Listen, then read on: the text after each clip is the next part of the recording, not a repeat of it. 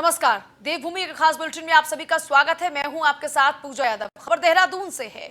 Corona संक्रमण का आंकड़ा लगातार बढ़ रहा है। उत्तराखंड में 1388 इस वक्त करंट अपडेट आंकड़ों से संबंधित मरीज स्वस्थ भी हो चुके हैं। देखिए 1388 और वर्तमान में कोरोना के 676 एक्टिव केस भी हैं। प्रदेश में रिकवरी रेट 66% हो चुका है। प्रदेश में अब तक कोरोना के 2105 मामले सामने आए, जिनमें से 1388 मरीज अब तक ठीक हो चुके हैं, स्वस्थ हो चुके हैं और कोरोना संक्रमित 27 लोगों की अब तक मौत भी अकेले उत्तराखंड में हो चुकी है। 2105 यानी 2105 आंकड़ा इस वक्त करंट अपडेट जो इस वक्त आपको दे रहे हैं उत्तराखंड का। 1388 मरीज अब तक स्वस्थ हो चुके हैं, ठीक हो चुके हैं। 27 लोगों की मौत उत्तराखंड में अब तक हो चुकी है। बाकी का इलाज लगातार चल रहा है। 66% इस वक्त हो चुका है रिकवरी रेट। कोरोना संक्रमण का ग्राफ बढ़ा। 1388 मरीज उत्तराखंड में स्वस्थ हो चुके हैं और 2105 इस वक्त आंकड़ा है कोरोना का। 676 अभी एक्टिव केस हैं। 66% देखिए इस वक्त हो चुका है रिकवरी रेट उत्तराखंड का।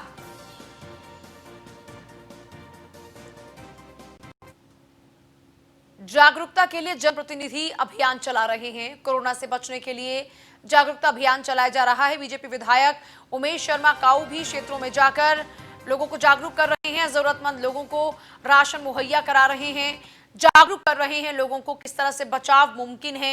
रायपुर विधायक उमेश शर्मा काऊ ने नेहरू कॉलोनी क्षेत्र में जागरूक किया लोगों को और राज्य सरकार के कोरोना के खिलाफ उठाए गए कदमों के बारे में भी लोगों को अवगत कराया।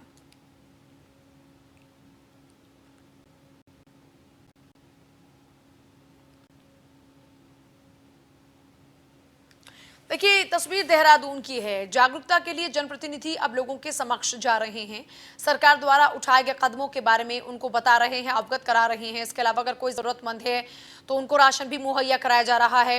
ये तस्वीर आप देख रहे हैं किस तरीके से सोशल डिस्टेंसिंग के तहत लोगों को यहाँ खड़ा किया गया है, बुलाया गया है और फिर इनसे मुखातिब हो रहे हैं विधायक। रायपुर विधायक हैं उमेश शर्मा, जो कि नेहरू कॉलोनी क्षेत्र में लोगों को जागरूक करने के लिए पहुंचे, क्योंकि देखिए इस वक्त अब घरों में कैद होने का समय खत्म हो चुका है। अब लोग बाहर निकल रहे हैं और एक बार फिर से जिंदगी धीरे धीरे पटरी पर चलनी शुरू हुई है। दौड़नी शुरू नहीं हुई, लेकिन हाँ धीरे धीरे रेलगाड़ी के पहिए जिस तरह से चलना शुरू होते हैं वैसे ही जिंदगी भी अब इस पटरी पर धीरे धीरे चलना शुरू हुई है। उम्मीद है कि कोरोना पे हम जब लगाम लगाएंगे या जब इससे हम पार पाएंगे तो बहुत तेजी के साथ सरपट गाड़ी एक बार फिर से जिंदगी की पटरी पर दौड़ेगी। लेकिन फिलहाल सबसे जरूरी है उपाय। तो लोगों को जागरूक करने के लिए अब जनप्रतिनिधि सड़कों पर उतर आए हैं, लोगों के बीच उतर आए हैं, उनसे बातचीत कर रहे हैं, उनको जागरूक कर रहे हैं, उनको समझा रहे हैं, उनको उपाय बता रहे हैं। उसी की ही एक बानगी फिलहाल आप देख रहे हैं।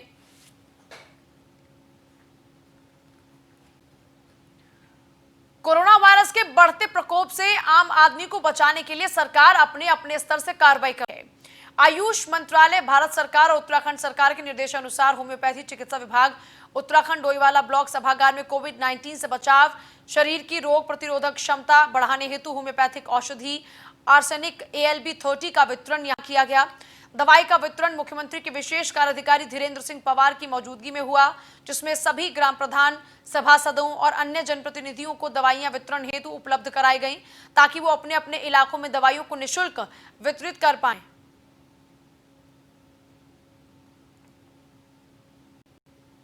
आप सबको मालूम है कि कोविड-19 जो वैश्विक महामारी है, आज पूरा देश, पूरी दुनिया इससे अछूती नहीं है और तमाम हमारे जो साइंटिस्ट हैं वो दवाई बनाने का काम कर रहे हैं, वैक्सीन बनाने का काम कर रहे हैं कि किस तरह से इस वायरस को निपटाने के लिए, इसके इलाज के लिए हम वैक्सीन बनाएं। आज उसी परिप्रेक्ष्य में हमारे जो होम्योपैथिक विभाग द्वारा और आयुष मंत्रालय द्वारा जो आज मानव प्रतिशोधक दवाई बढ़ाने की जो दवाई यहाँ वितरण कार्यक्रम यहाँ पर हुआ है, निश्चित रूप से हम विभाग का बहुत बहुत धन्यवाद करना चाहेंगे कि उन्होंने इस महामारी के संकट में इस दवाई वितरण का कार्यक्रम रखा। इस विभाग द्वारा बताया जा रहा है कि इस दवाई के खाने से जो मानव प्रतिशोधक जो क्षमता है, क्योंकि जब व्यक्ति के अंदर मानव क्षमता कम होगी तो उस पर वायरस अटैक करता है। उसी को देखते हुए विभाग ने दवाई बनाई है। निश्चित रूप से इसका फ़ायदा जनता को मिलेगा। आप सबको मालूम है कि कोविड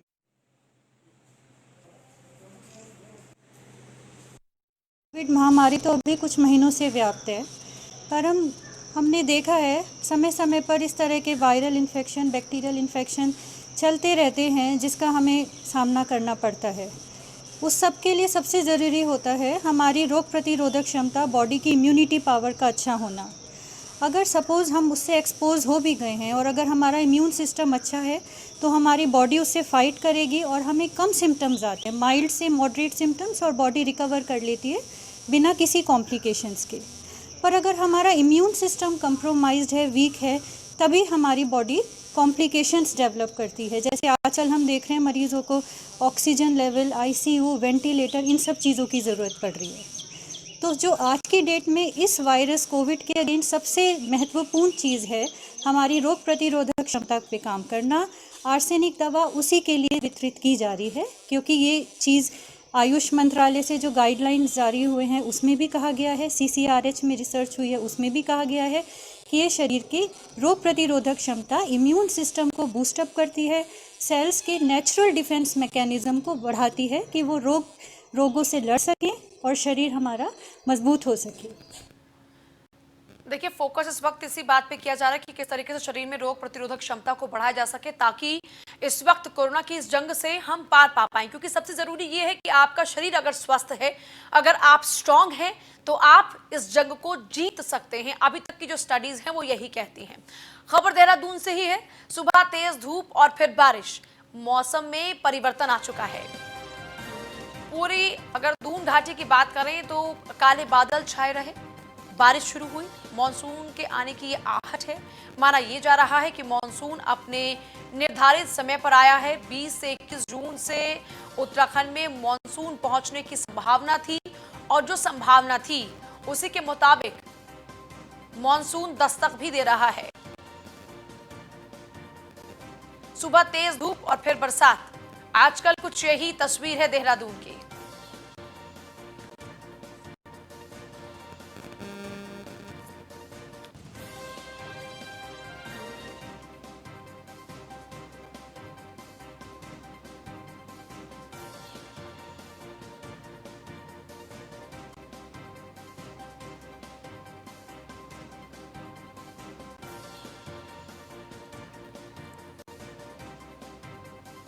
देखिए, पूरी दून घाटी में काले बदरा छाए रहे, यानी काले बादल छाए रहे, और उसके बाद बरसात शुरू हुई।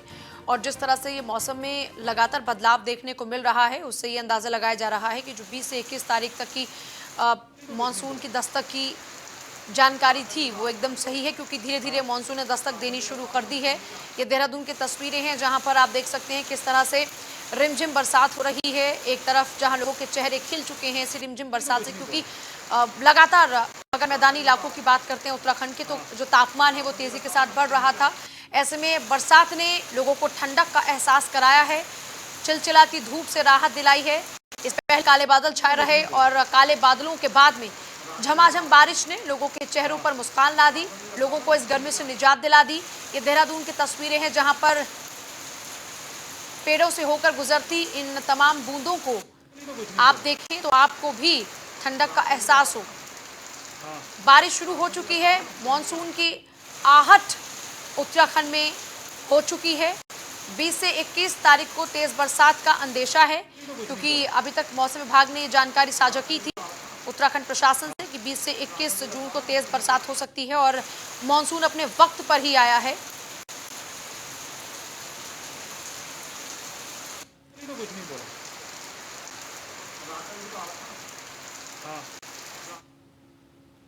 मौसम ने करवट बदल ली है। पछवादून क्षेत्र में मौसम ने करवट बदली है। तेज आंधी के साथ झमाझम बारिश हो रही है।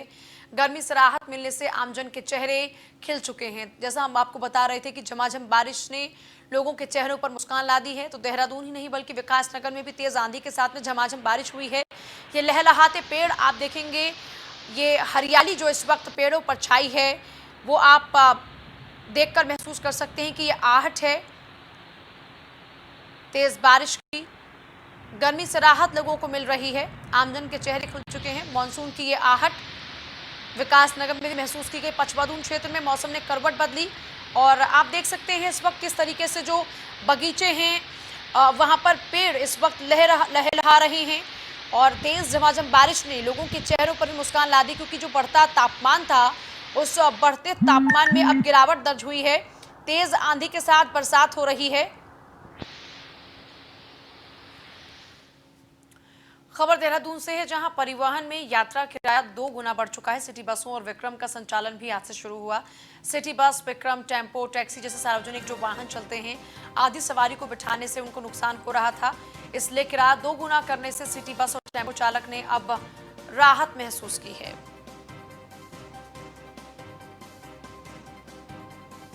सरकार द्वारा जो आज कैबिनेट में फैसला लिया गया है, तो उस पर जो हमारा स्टेट कैरियर बसों में जो सिटी बसों का किराया था, उसकी सरकार द्वारा जो दुगना किराया कर दिया गया है, तो हम सरकार की इस पहल का स्वागत करते हैं और सरकार को तहे दिल से धन्यवाद करते हैं। उसके साथ साथ सरकार से हमारा एक आग्रह और है कि जिस तरीके से सरकार ने हमारी मांगों पे जो है विचार किया है और हमारी मांग को ये पूरा किया गया है, उसी तरीके से हमारी जो थोड़ी बहुत अन्य मांगे हैं, जैसे इंश्योरेंस है या टैक्स वगैरह में जो छूट की प्रावधान जो हमने मांगा गया है, सरकार इस पे विचार करे, जिससे कि हम जो है निर्बाध होकर सिटी बसें चला सके। लेकिन हमारा जो सरकार से कहना है कि हम कल से अपनी सिटी बसों का संचालन कर रहे हैं और सिटी बस यूनियन की तरफ से हम सरकार का जो है बहुत बहुत धन्यवाद करते हैं। लॉकडाउन में ऋषिकेश के अंदर साफ सफाई और बेहतर सैनिटाइजेशन का प्रोसेस लगातार जारी है और इस बीच शासन की ओर से मेयर अनीता ममगई को कोरोना वॉरियर्स का सम्मान भी दिया गया है। सम्मान मिलने पर मेयर खुश और गदगद नजर आई, उनमें एक नया जोश भी नजर आया। मेयर ने सम्मान के लिए अपनी पूरी टीम को बधाई दी, उन्हें श्रेय दिया। मेयर का कहना है कि यह सम्मान साबित करता है कि शहरवासियों की सुरक्षा को लेकर वो अलर्ट हैं। भविष्य में भी किसी तरह की सुरक्षा में चूक ना हो, इसके लिए भी वो अपनी ओर से प्रयास करेंगी। उन्होंने कोरोना को हराने के लिए शहरवासियों से नगर निगम को अपना पूरा सहयोग देने की अपील भी की है। देखिए, इससे पहले आपने खुद देखा होगा मेयर सैनिटाइजेशन खुद भी करती हुई नजर आई थी कई जगहों पर, जिसके बाद अब उनको सम्मान किया गया है। मेयर ने सम्मान के लिए पूरी टीम को श्रेय दिया है, क्योंकि पूरी टीम उनके साथ में लगातार काम कर रही थी। सम्मान मिलने पर मेयर बहुत खुश भी हैं और उनकी ओर से कहा जा रहा है कि आगे भी कोई चूक नहीं होगी और जो सम्मान उनको मिला है इसका श्रेय वो अपनी पूरी टीम को देती हैं। खुद नजर रख रही थी पूरी साफ सफाई की व्यवस्था को लेकर और अब सम्मान मिला है, सम्मानित हुई हैं तो बेहद खुश भी हैं और साथ ही साथ ये दम भी भर रही हैं कि आगे भी कोई कोताही नहीं होगी।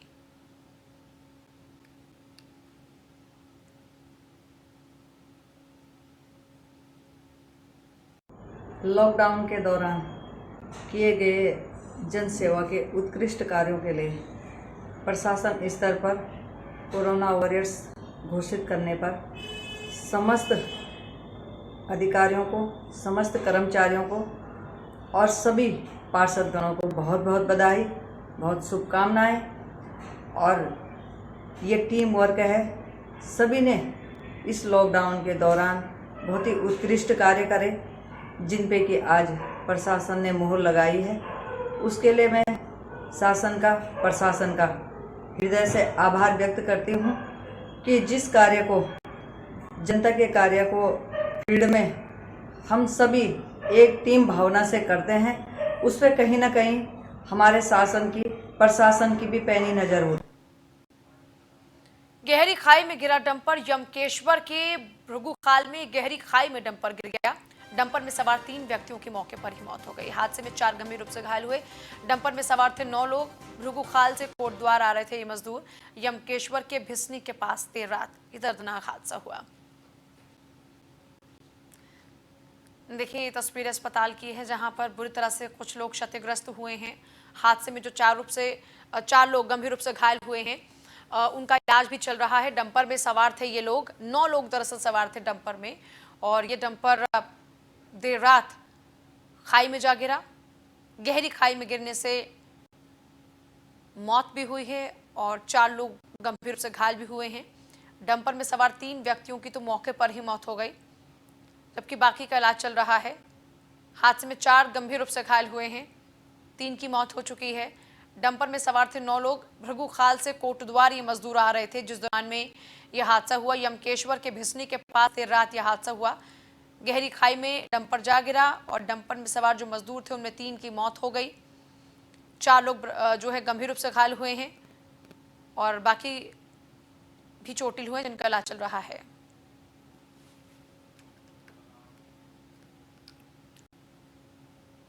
निजी स्कूलों के ही तर्ज पर उत्तराखंड शिक्षा विभाग ने भी सरकारी स्कूलों में अध्ययनरत बच्चों को लॉकडाउन के इस समय में शिक्षा प्रदान करने के लिए ऑनलाइन शिक्षा प्रणाली पर जोर दिया, जिससे बच्चों की शिक्षा पर कोई असर ना पड़ सके। इसके लिए प्रदेश सरकार ने उत्तराखंड दूरदर्शन चैनल से करार किया है, जिसके माध्यम से शिक्षा दी जा रही है। बच्चों की शिक्षा पर लॉकडाउन का असर ना पड़ सके, इसका ख्याल रखा जा रहा है। मंडलीय शिक्षा अधिकारी महावीर सिंह बिष्ट ने बताया कि सरकारी स्कूलों के बच्चों को भी ऑनलाइन शिक्षा दीक्षा दी जा रही है। इसके साथ ही बच्चों को ऑनलाइन ही घर पर कार्य भी दिए जा रहे हैं ताकि बच्चे स्कूल का काम आसानी से अपने घर पर कर पाएं। इसके साथ इन्होंने अभिभावकों से भी अपील की है कि वो बच्चों को केवल काम के समय फोन उपलब्ध कराएं, अनावश्यक ही बच्चों को फोन ना दें।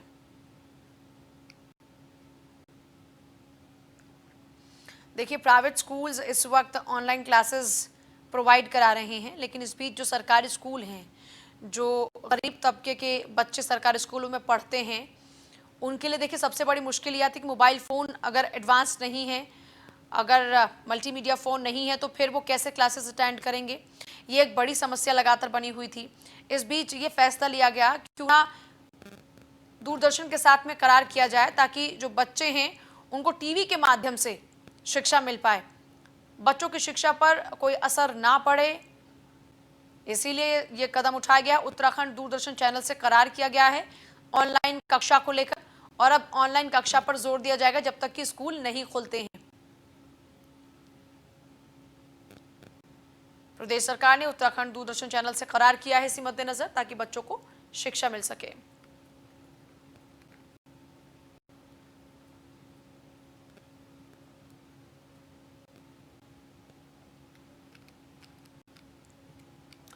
लॉकडाउन होने के बाद जनपद पौड़ी में प्रवेश करने वाले अधिकतर लोग पहले पौड़ी पहुंच रहे थे, फिर उनकी स्क्रीनिंग होने के बाद उन्हें यहीं पर बने क्वारंटीन सेंटर्स में रखा जा रहा था, जिसकी निगरानी जिला प्रशासन पौड़ी की ओर से की जा रही थी, जहां पर अधिकतर लोग होमगार्ड तैनात थे जो कि इन प्रवासियों के रहने वाले और खाने की व्यवस्था में लगे हुए थे। 8 घंटे की ड्यूटी देने वाले होमगार्ड इस महामारी में 24 घंटे अपनी ड्यूटी दे रहे हैं। उपजिलाधिकारी पौड़ी ने इन सभी लोगों के कार्य की सराहना करते हुए कहा कि इस समय असली कोरोना वॉरियर्स यही हैं जो 24 घंटे जिला प्रशासन की मदद में लगे हुए हैं, जिसका कि वो दिल से धन्यवाद अदा करते हैं। होमगार्ड कुलदीप ने बताया कि उन पर प्रशासन का किसी तरह का कोई दबाव नहीं है, ये उनकी अपनी इच्छा है, वो स्वेच्छा से जनसेवा कर रहे हैं। सरकार और प्रशासन की मदद के लिए 24 घंटे वो लगातार कार्य कर रहे हैं।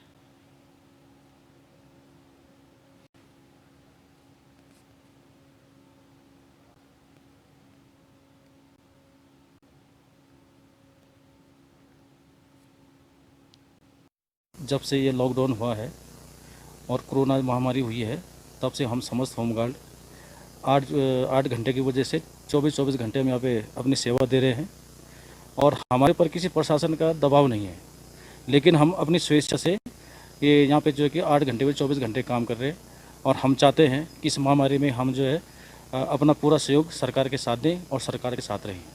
हाँ, कुछ हमारी ड्यूटी क्वारंटीन सेंटर पे भी हैं, तो जहाँ जहाँ क्वारंटाइन सेंटर हैं तो हम लोगों ने वहाँ पे वर्क किया है और हम जो है कि जो बाहर से प्रवासी लोग जो आए हैं वो हमारे भाई बंद हैं और हम उनके बीच जा कर के अपनी ड्यूटी करी है। तो जितने भी हमारे होमगार्ड हैं इन्होंने काफ़ी मेहनत करी है। इनफैक्ट सुबह शाम ये लगे रहे, रात भर, जैसे गाड़ी यहाँ से जाती थी, थैलीसैंड जाती थी, तो उसके साथ भी काफ़ी बार होमगार्ड्स गए। जितने भी प्रवासी हैं उसके मैनेजमेंट में होमगार्ड्स का काफ़ी सपोर्ट रहा है। कई बार ऐसा भी हुआ है कि हमें रात को उन्हें बुलाना पड़ा, उन्होंने खाना नहीं खाया तो वो रात को 2-3 बजे खाना खा पाए। तो मैं इस वीडियो के माध्यम से सभी होमगार्ड को बहुत बड़ा धन्यवाद देना चाहूँगा कि उन्होंने सच्चे कोरोना वॉरियर बन के हम सबकी मदद करी है। दूसरी चीज़ ये है कि इन्होंने अपनी ड्यूटी से एक्स्ट्रा टाइम जो उनका रहता है 8 घंटे का, 12 घंटे का, जो भी उनकी शिफ्ट रहती है, उससे बढ़कर कभी कभी तो 24 घंटे काम करा है। तो ये बहुत ही सराहनीय काम है और मैं उनका अपने तहे दिल से अभिनंदन करता हूँ।